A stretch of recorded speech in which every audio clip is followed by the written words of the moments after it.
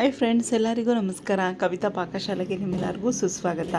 ಇವತ್ತಿನ ರೆಸಿಪಿಲಿ ಟೊಮೆಟೊ ಗೊಜ್ಜು ಮಾಡ್ಕೊಳ್ಳೋಣ. ನೋಡಿ, ದೊಡ್ಡ ಬಾಣಲಿಗೆ ನಾನು ಎಣ್ಣೆ ಹಾಕ್ಕೊತಾ ಇದ್ದೀನಿ. ಒಂದು 3 ಟೇಬಲ್ ಸ್ಪೂನ್ ಎಣ್ಣೆ ಹಾಕ್ಕೊಳ್ಳೋಣ. ಎಣ್ಣೆ ಬಿಸಿ ಆಗಿದ ತಕ್ಷಣ ಈರುಳ್ಳಿ ಹಾಕ್ಕೋಬೇಕಾಗುತ್ತೆ. ಈ ಟೊಮೆಟೊ ಗೊಜ್ಜಿಗೆ ಮೊಟ್ಟೆ ಹಾಕ್ಕೊಳ್ಳೋಣ ಲಾಸ್ಟ್ಗೆ. ಹೆಂಗೆ ಅಂತ ನಾನು ಹೇಳ್ತೀನಿ.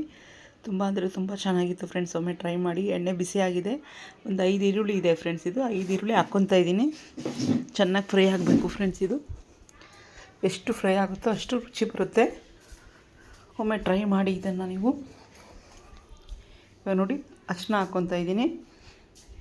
ಅರಿಶಿನ ಇದು ನೋಡಿ, ಬೆಳ್ಳುಳ್ಳಿ, ಕರಿಬೇವಿನ ಸೊಪ್ಪು ಕುಟ್ಟಿಟ್ಕೊಂಡಿದ್ದೀನಿ ಫ್ರೆಂಡ್ಸ್. ನಾನು ಕಲ್ಲಲ್ಲಿ ಕುಟ್ಟಿಟ್ಕೊಂಡಿರೋದು. ಈ ಕುಟ್ಟು ಹಾಕೋದ್ರಿಂದ ತುಂಬ ಟೇಸ್ಟ್ ಬರುತ್ತೆ.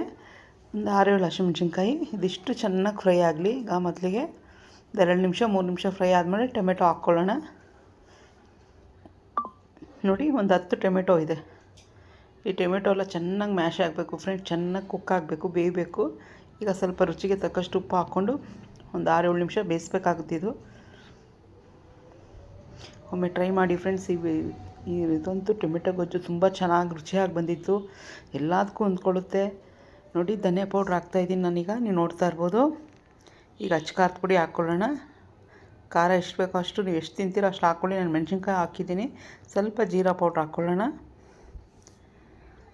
ಈಗ ಇನ್ನೂ ಒಂದು 6-7 ನಿಮಿಷ ಬಿಟ್ಬಿಟ್ಟು ಸ್ವಲ್ಪ ಕೊತ್ತಂಬರಿ ಹಾಕ್ಕೊಂಬಿಡೋಣ. ಕೊತ್ತಂಬರಿ ಹಾಕ್ಕೊಂಡು ಮೊಟ್ಟೆ ಒಂದೊಂದೇ ಒಡೆದು ಅಲ್ಲಲ್ಲೇ ಹಾಕಬೇಕಾಗುತ್ತೆ.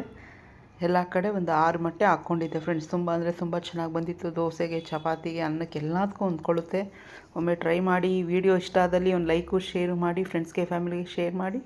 ಒಂದು ಸಬ್ಸ್ಕ್ರೈಬ್ ಮಾಡ್ಕೊಳ್ಳಿ ಫ್ರೆಂಡ್ಸ್. ನೋಡಿ, ಈ ಥರ ಅಲ್ಲಲ್ಲೇ ಒಡೆದು ಹಾಕ್ಕೊಂಡ್ರೆ ಅದು ಹಂಗೆ ಕುಕ್ ಆಗಿಬಿಡುತ್ತೆ ಫ್ರೆಂಡ್ಸ್.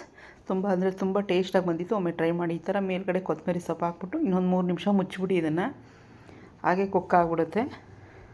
ಟೇಸ್ಟಾಗಂತೂ ತುಂಬ ಟೇಸ್ಟಾಗಿ ಬಂದಿತ್ತು ಫ್ರೆಂಡ್ಸ್. ಒಮ್ಮೆ ಟ್ರೈ ಮಾಡಿ. ನೋಡಿ, ಈ ಥರ ಆಗಿತ್ತು.